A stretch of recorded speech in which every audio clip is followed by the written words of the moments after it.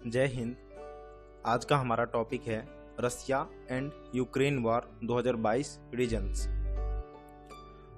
दोस्तों, जैसा कि हम सभी को पता है कि पिछले कुछ दिनों यानी 24 फरवरी 2022 से रूस का यूक्रेन पर लगातार हमला जारी है। ऐसे में हम सभी को रूस के द्वारा यूक्रेन पर किए जाने वाले हमले के कारण को जानने की उत्सुकता बनी हुई है। आइए हम संक्षिप्त शब्दों में इसके कारण को जानने का प्रयास करते हैं। इसे अच्छे तरीके से समझने के लिए हमें यूएसएसआर के बारे में समझना पड़ेगा। यूएसएसआर इसका पूरा नाम है union of Soviet socialist republics, जिसे हिंदी में सोवियत संघ भी कहा जाता है।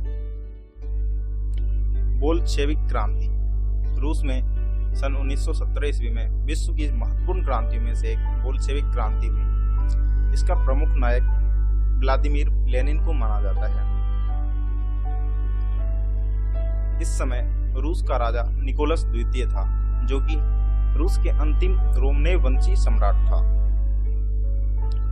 इस क्रांति ने न केवल निकोलस के तानाशाही, एकतंत्री और स्वेच्छाचारी शासन का अंत किया, बल्कि पूंजीपतियों और सामंतों का भी अंत किया।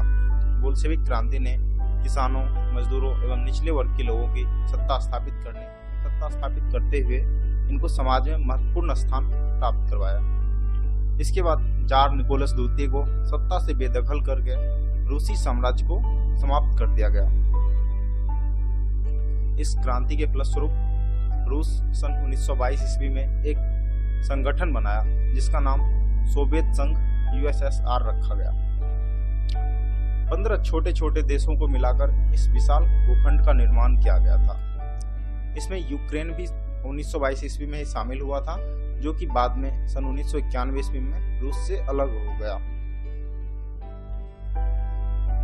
विखंडन यूएसएसआर ज्यादा दिनों तक यह चल नहीं पाया और रूस 15 देशों में विभाजित हो गया, जो क्रमशः इस प्रकार है: Russia, Ukraine, Belarus, Lithuania, Latvia, Estonia, Moldova, Uzbekistan, Kazakhstan, Kyrgyzstan, Tajikistan, Turkmenistan, Georgia, Azerbaijan, Armenia.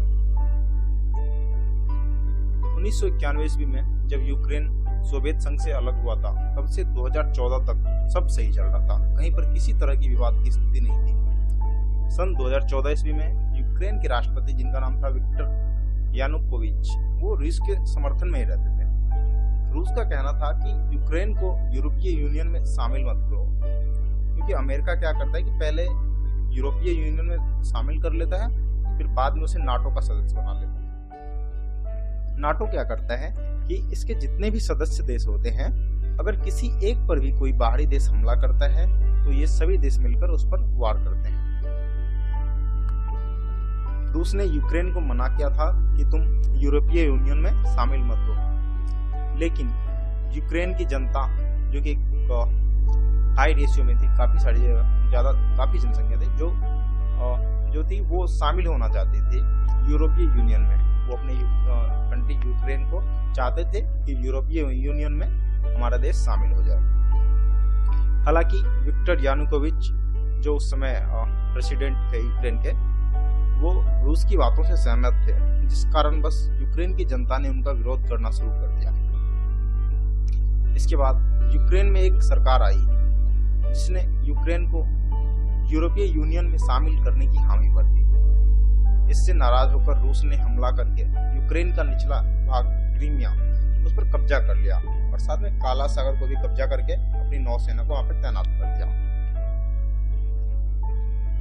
इसके बाद सन 2015 ईस्वी में मिन्स्क एग्रीमेंट साइन किया गया, जिसके तहत यूक्रेन ने भी कहा कि हम लोग अब शांति से रहेंगे, किसी तरह का कोई विवाद नहीं रखेंगे और ये भी ध्यान रखेंगे कि यूरोप और अमेरिका का प्रभाव जो है यूक्रेन में नहीं पड़ने देंगे। लेकिन सन 2017 ईस्वी से बात बिगड़ने लगी। हुआ ये कि यूक्रेन ने कहा कि वह नाटो ज्वाइन करना चाहता है। जैसा कि हमने पहले भी बताया है कि नाटो के नियम के अनुसार इसके जितने भी सदस्य देश होते हैं, अगर किसी एक पर भी कोई बाहरी देश हमला करता है तो ये सभी देश मिलकर उस पर वार करते हैं। नाटो में कुल 30 देश शामिल हैं, जिसमें Albania, Belgium, Bulgaria, Canada, Croatia, Czechia, Denmark, Estonia, France, Germany, Greece, Hungary, Iceland, Italy, Latvia, Lithuania, Luxembourg, Montenegro, Netherlands, North Macedonia, Norway, Poland, पुर्तगाल, रोमानिया, स्लोवाकिया, स्लोवेनिया, स्पेन, तुर्की, United Kingdom and United States. और ये सभी काफी शक्तिशाली देश हैं। क्या होगा अगर यूक्रेन नाटो का सदस्य बन जाता है? तो देखिए, मान लीजिए कि अगर यूक्रेन नाटो का सदस्य बन जाता है तो नाटो के नियम के अनुसार इन सभी 30 देशों की सेना अगर चाहे तो यूक्रेन में आ सकती है। अब सोचने वाली बात यह है कि कोई देश कैसे यह बात बर्दाश्त करेगा कि उसके दुश्मन देश, उसके पड़ोसी देश में जो कि उससे ही टूटकर अलग हुआ हो, वहां पर आ जाए, और वो भी एक या दो नहीं, पूरे ग्रुप के साथ। देश के 30 देश अभी अगर आ जाए वहां पे, तो ये कैसे रूस बर्दाश्त कर सकता है? अगर यूक्रेन नाटो का सदस्य बनता है तो अमेरिका चाहे तो यूक्रेन में भी अपनी सेना भेज सकता है, वहां पे स्थापित कर सकता है, और यहाँ पर आकर अमेरिका ने मान लिया कि एक भी गोली रूस पे चला दिया, उधर से रूस भी फायर करेगा, तो बस हो गया नाटो के आर्टिकल 5 का उल्लंघन। अब सभी नाटो के 30 देश जो है रूस पर हमला कर देंगे, तो रूस ये कैसे बर्दाश्त कर सकता है? तो इसके लिए रूस नहीं चाहता है कि यूक्रेन नाटो का सदस्य बने। और तो दोस्तों, आज की वीडियो में बस इतना ही। आशा करते हैं कि यह आपको पसंद आया होगा। अगर पसंद आया होगा तो मेक श्योर आप इस वीडियो को लाइक करेंगे, चैनल पर नए हो तो सब्सक्राइब करेंगे, एंड अगर यह वीडियो आप फेसबुक पेज पे देख रहे हैं तो आप पेज को फॉलो कर सकते हैं। तब तक के लिए bye bye and thank you.